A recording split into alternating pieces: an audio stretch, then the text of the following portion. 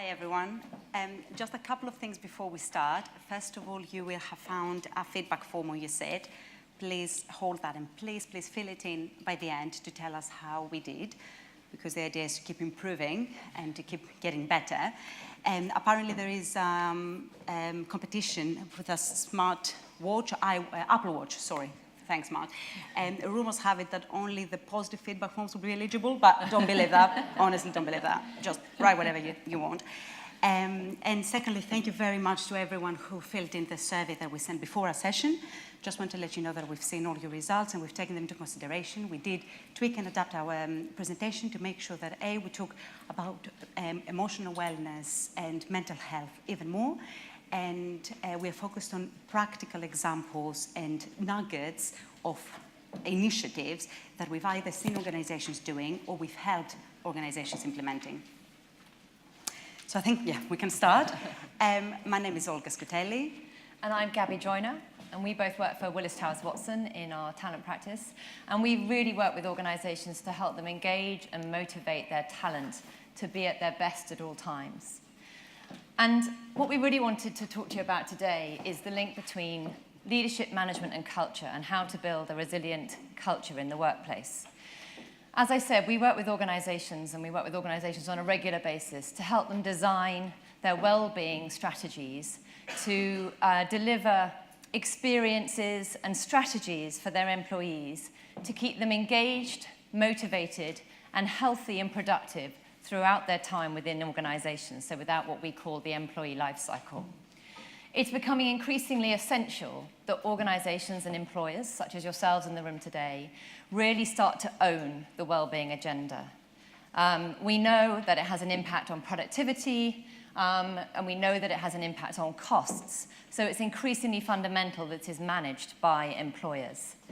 To both deliver a more productive workplace, but also to deliver a more holistic and engaging employee experience. And we hear increasing amounts about employee experience, and that being a critical element of well-being. We also know that employees expect this of employers these days. So we know that over half of employees expect their employer to play a role in their health and well-being and retirement. So it's a really fundamental reason for employers to pay more attention to this. We also know that leadership teams are starting to see well-being as a core element of delivering a successful, productive business. And it really is critical that leaders play a fundamental role and take the lead in driving well-being through the organization. They play a critical role in ensuring that employees are well and engaged and motivated. So that's why we wanted to talk particularly about the importance of leaders and managers in well-being today. Obviously, we'd love to be in a world where we can cure everything and we can ensure that people are well all the time. But we're not at that point yet. So what we have to focus on is what's in our control. So what we can do to really engage and help prevent illness in the workplace.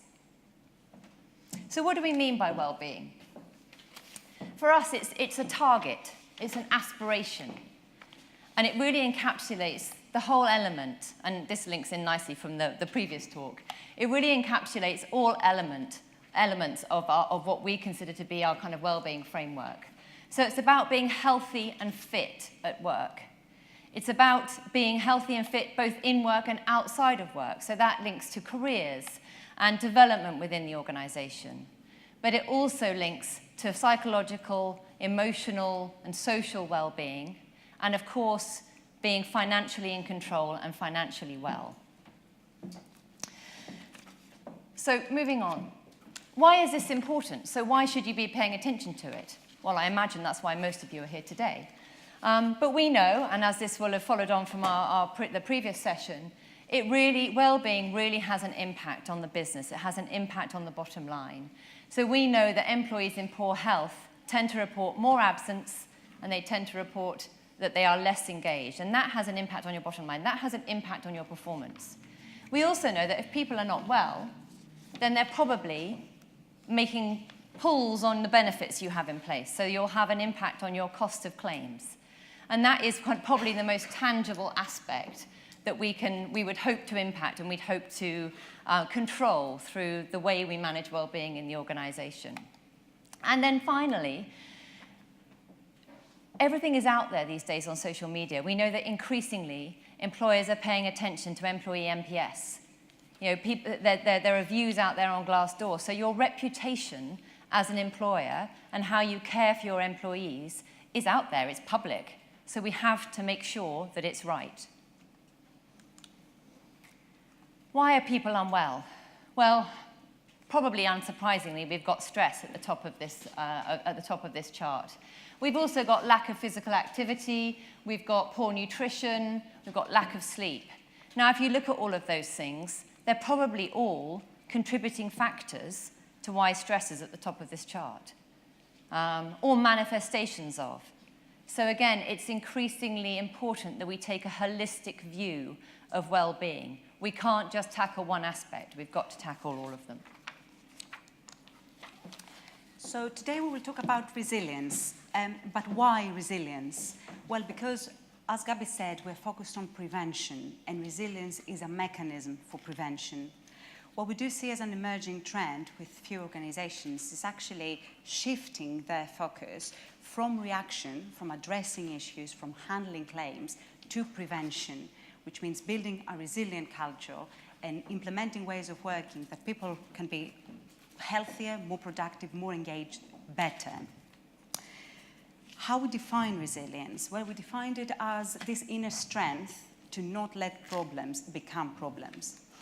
But when life happens and when problems happen, to be motivated, energized, and engaged throughout the process and be able to bounce back. So a resilient culture is a culture that is human, that talks openly, supports quickly, understands, and helps catch the problems before they even appear.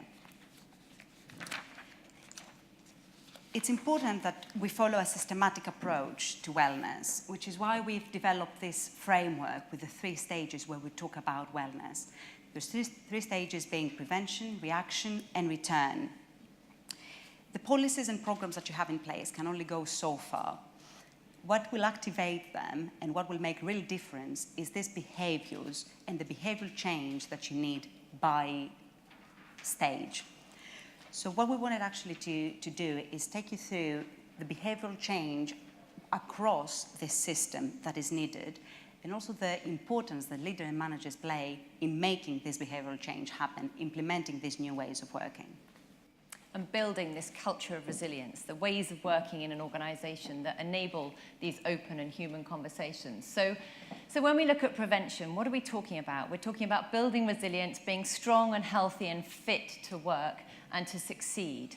So what are the behavior changes that we as leaders and managers, but also employees, need to make in order to help develop that culture and focus on this element of prevention? Well, firstly, it's about self-awareness, and I think Professor Grattan mentioned this earlier in her talk. You can only succeed and you can only help your teams if you know yourself. And that has 2 aspects to it. So there's self-awareness in terms of how fit you are to lead, how well you are, but also from a behavioral perspective and understanding the impact that you have on others and on your teams. It's also about destigmatizing and normalizing those conversations. So it's about building a culture where you as a leader and manager are opening those conversations and making it normal for people to talk about well-being, all aspects of well-being. And then finally, it's about the community and the culture. It's so important that you develop and you build on the strengths of your community and your culture to make well-being normal in the workplace. So it's about building on that sense of belonging and inclusivity that is so fundamental to how people feel within the organization and whether people are well. And at the stage of reaction, which is where employees raise their hand and they want help to address this issue, what this means is that the success there would be actually to spot the issue early, to react quickly, and to help them go through it effectively, efficiently. So behavioral change there we see as making sure that you can spot the signs, knowing the right way to open these conversations, seeking insights and support from the networks you have, these being employee networks, either structured networks or not necessarily official and formal networks. And most importantly, know where to find the support, know where this is, even if this is just an EAP actually that you are offering, just knowing where to find it. And then finally, return. So when people are coming back into the organisation after they've been unwell, this is such a critical point. You really need people to come back. They need to feel included. They need to feel accepted. They need to feel that we really understand the fears and concerns and challenges that they've got coming back into the workplace. And that is an absolutely critical role that leaders and managers play, is building that environment and building that culture where people have that humanity and that empathy. It's about destigmatizing those return to work situations. It's about avoiding those labels that people can be branded with when they come back into the workplace. Building that awareness in your teams to avoid that stigmatization is absolutely critical. And it's about that flexible or agile working, whichever term you prefer. It's about allowing people to come back to work in the right way. So we've got to be open to thinking about that differently, to allow people to come back and to reintegrate in a way that works for them and works for the way they're coming back into the workplace. So whether that's working from home, whether that's working different hours, whether that's working reduced hours, all of those things are critical to think about when employees are returning to work. We've been talking a lot about leaders and managers, and in this journey in building more resilient cultures, they play a key role. And why is this? This is, well, one of the reasons why this is actually because they are consistently and continuously the sustainable engagement driver that we see coming back from our surveys. Essentially, leaders and managers are the people who give the permission, who role model, who set the example, they shape and they design the culture. However, we appreciate that they are only your first half of the equation. There is another half that is your policies and your programs.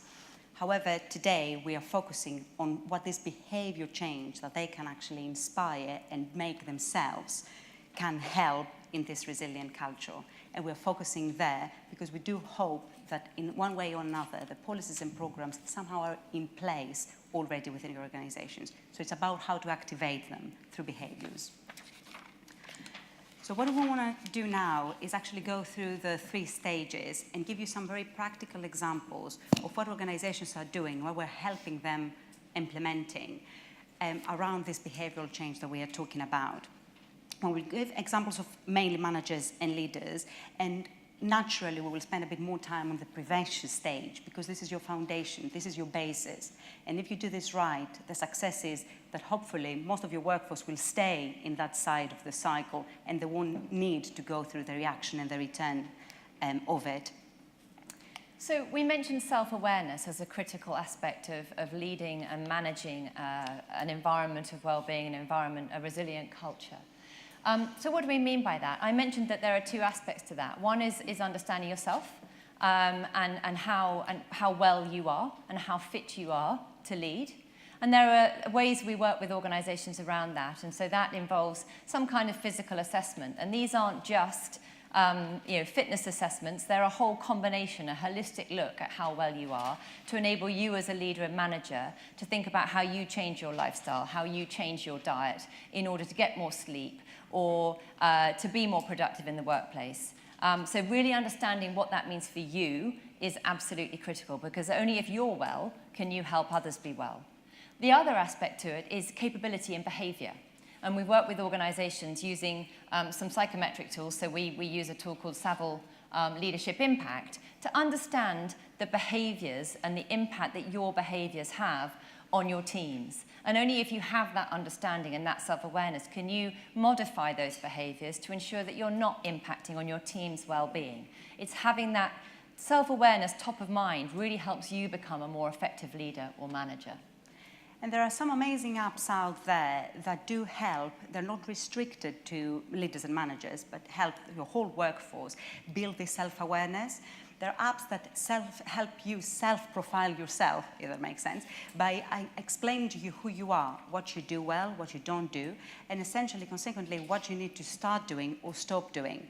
To give you an example, an app that I personally love, Mequilibrium, I did go through a quick questionnaire. They gave me my profile. My profile apparently is adventurer, and my motto is watch this. Amazing so far. However, what I'm struggling with is making healthy eating choices, and my work-life balance at the moment is quite challenging.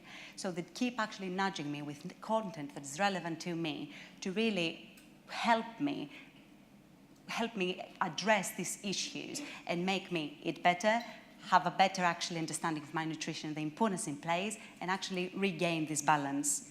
But the nudges are really important because the nudges are what remind you. You know, we all get busy. We're all consumed with our work, but the nudges are what remind you to actually pay attention to the things you need to pay attention to.